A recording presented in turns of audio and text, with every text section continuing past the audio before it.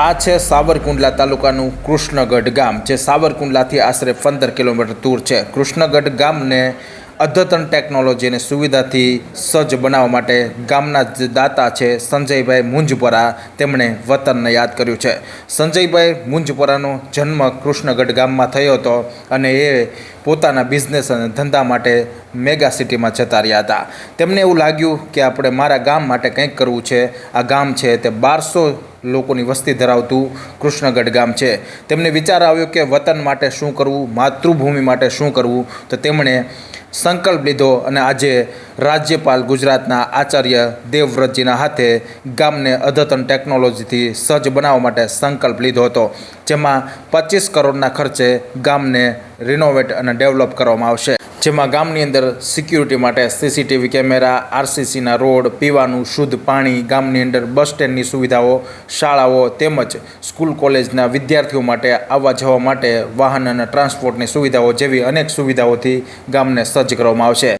ગામના ઉદ્યોગપતિ સંજયભાઈ મુંજપરાએ જણાવ્યું હતું કે મારા વતન માટે હું વતનનો ઋણી છું અને ગામ માટે કંઈક કરવું છે, માટે ગામને ડેવલપ કરવા 25 કરોડના ખર્ચે અદ્યતન સુવિધા સાથે ગામને રળિયામણું બનાવવામાં આવશે.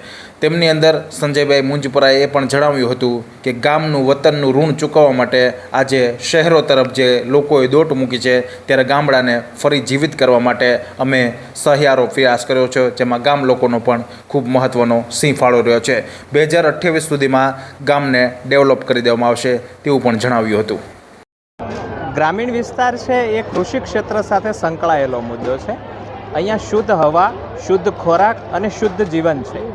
શહેરની અંદર રોજીરોટી માટે ઉદ્યોગોની રોજી માટે કદાચ ત્યાં રહેવું સારી વસ્તુ છે, પણ શહેરોના ટ્રાફિક, ગંદકી, પ્રદૂષણ અને અગવડતાઓ એ ગ્રામીણ જીવન કરતાં શહેરોમાં વધારે છે.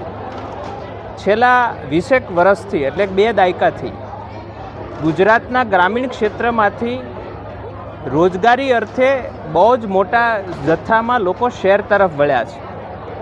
એના કારણે ખેતી ક્ષેત્ર ઉપર અત્યંત નકારાત્મક અસરો જોવા મળી રહી છે. એટલે બન્યું છે એવું કે ગુજરાતની ખેતીના જે ખેડૂતો જે પોતે ખેતી કરતા હતા એ હવે ભાગે અને સાથે રખાવીને ખેતી કરવા લાગ્યા છે. પરિણામ સ્વરૂપે ખેત પેદાશની ગુણવત્તા, ઉત્પાદન અને ઉત્પાદકતા તમામમાં ઘટાડો થયો છે. અને આવનારા સમયમાં આ પ્રશ્નનું જો નિરાકરણ કરવામાં નહીં આવે તો રાષ્ટ્ર સામે ખેતીનો મુદ્દો એ બહુ મોટો મુદ્દો બની જશે. બીજી બાજુ વસ્તી સતત વધી રહી છે અને ખેત ઉત્પાદન નહીં પણ ઉત્પાદકતા ઘટી રહી છે. માટે ગામડાને મજબૂત બનાવવા માટે આ એક પ્રકલ્પ મૂકી અને રાજ્ય અને રાષ્ટ્ર સુધી આપણે સંદેશો પાઠવવો છે. 25 કરોડમાં શું ખર્ચો કરવાના છો? આમ જોવા જઈએ ને તો મેં કેટલોક અભ્યાસ કર્યો. અભ્યાસમાં મને ખ્યાલ આવ્યું કે લોકો શા માટે ગામડાથી શહેરમાં જાય છે. તો એમાં પહેલી બાબત આવી જીવનની જરૂરી સગવડો, જેમાં ખાસ કરીને શિક્ષણ, આરોગ્ય, રસ્તાઓ, પાણી, સ્ટ્રીટ લાઇટ અને સિક્યુરિટી. આ બધા પ્રશ્નો એ મુખ્ય મૂંઝવણ છે ગામડાઓની. એટલે મેં એવો પ્રકલ્પ કર્યો કે જે શહેરની અંદર જે સગવડો હોય એ તમામ સગવડો ગ્રામીણ વિસ્તારમાં ઊભી થાય. એટલે બધા રોડ આરસીસીના હોય, ગટર અને ડ્રેનેજ હોય, પીવાના પાણીની લાઈનો હોય, સ્ટ્રીટ લાઇટ હોય, સલામતી માટે સીસીટીવી કેમેરા હોય અને આધ્યાત્મિક ચેતનાઓને જગાવવા માટે સુંદર ધાર્મિક સ્થળો હોય.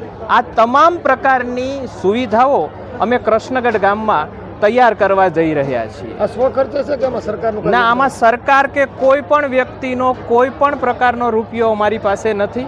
આ માત્ર ને માત્ર અમારી પરસેવાની મહેનતનો અને અમે સ્વાધ્યાય પ્રવૃત્તિમાંથી પ્રેરણા લીધેલી હતી. આજથી 35 વર્ષ પહેલાં આ ગામમાં જ્યારે હું રહેતો હતો ત્યારે, અને ત્યારે પૂજ્ય દાદાજીએ અમને એક સમજ શીખવી હતી કે જો તમે તમારી આવકનો 10% હિસ્સો તમે તમારા ભગવત કાર્યમાં વાપરશો તો તમને આ જન્મમાં ઈશ્વરે જે જન્મ આપ્યો છે તેનું તમે ઋણ ચૂકવી શકશો. ઈશ્વરે કદાચ અમને બહુ મોટી તક આપી અને આ 10% નહીં પણ અનેક ટકા હિસ્સો ઉમેરીને અમે અમારા પોતાના પારિવારિક ખર્ચે અમારું ગામ તૈયાર કરવા જઈ રહ્યા છીએ.